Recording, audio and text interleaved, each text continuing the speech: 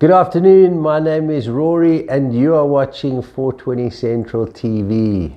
Thanks for joining us. So today we want to just give a recap of the Cannabis Festival that was held at the Sandton Convention Centre.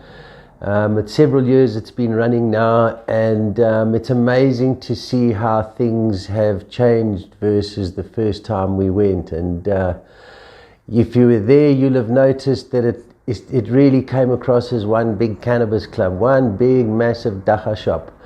So you go back in time and there were a few people that were trading. Some of the people were trading sort of without anybody knowing, because I think there was a certain amount of policy around being able to trade or not.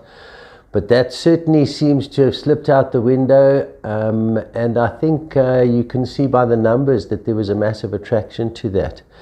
So for me, I think that the idea of harm reduction was certainly not being practiced, which is a little bit sad, because it's an important part of what our business is about.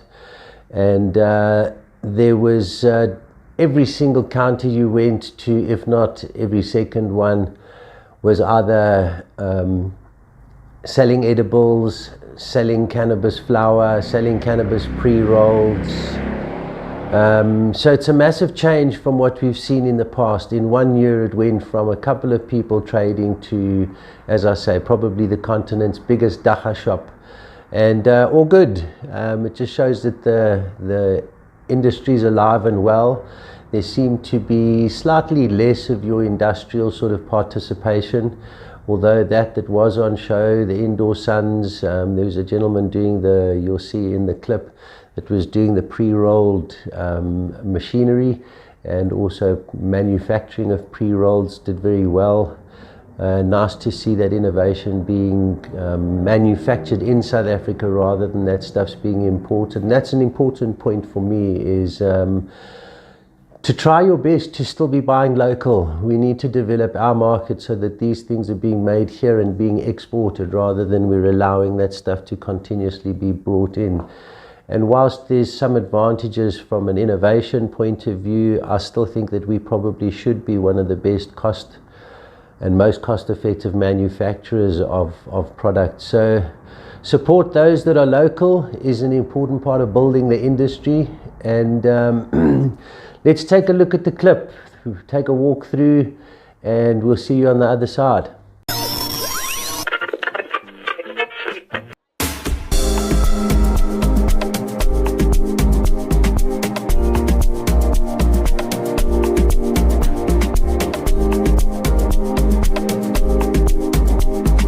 Panda from Durban, from Juba Rolling. We're making the world's best cones. We put our effort into bringing out a range of cones with different filters, different papers, to allow people to express themselves. Sizes from dog walkers with little poppers, through to king size with different flavors, watermelons, grapes, blunt papers, ceramics, glass, and our core range is our bulk quality cones that are built for guys who want to scale. We reduce the fault rate with our cones, and we've got a special waffle filter that stops the plant matter from falling through when it's in the tube.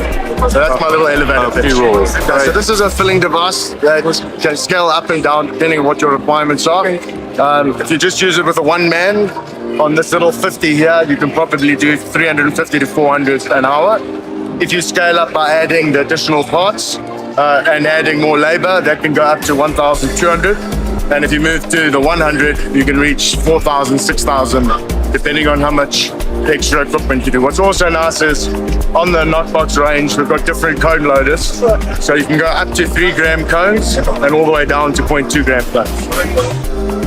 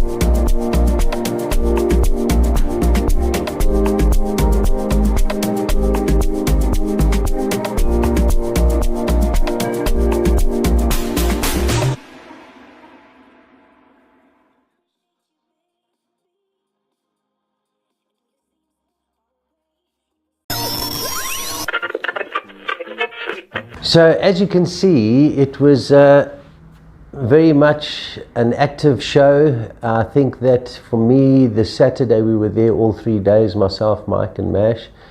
The Saturday by far was just completely pumping. There was hardly room to move. It was a fantastic vibe.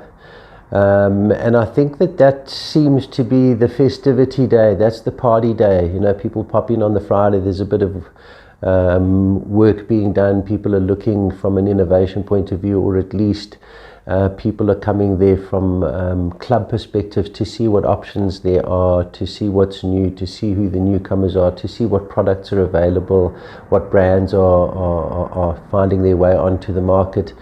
And for me, I still think that the biggest attraction to the festival is the party place outside. It really was pumping on the Saturday afternoon. It's certainly my favorite part of visiting the show, other than bumping into and meeting up with a whole lot of people that we've met over the last 7 years or so.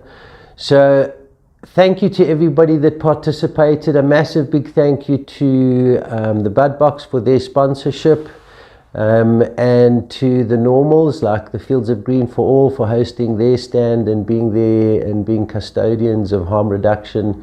We appreciate that. Certainly saw you all over the place. It was great to see some footage being covered, some alternatives. I think the boys the Dacha boys, I think they called from KZN.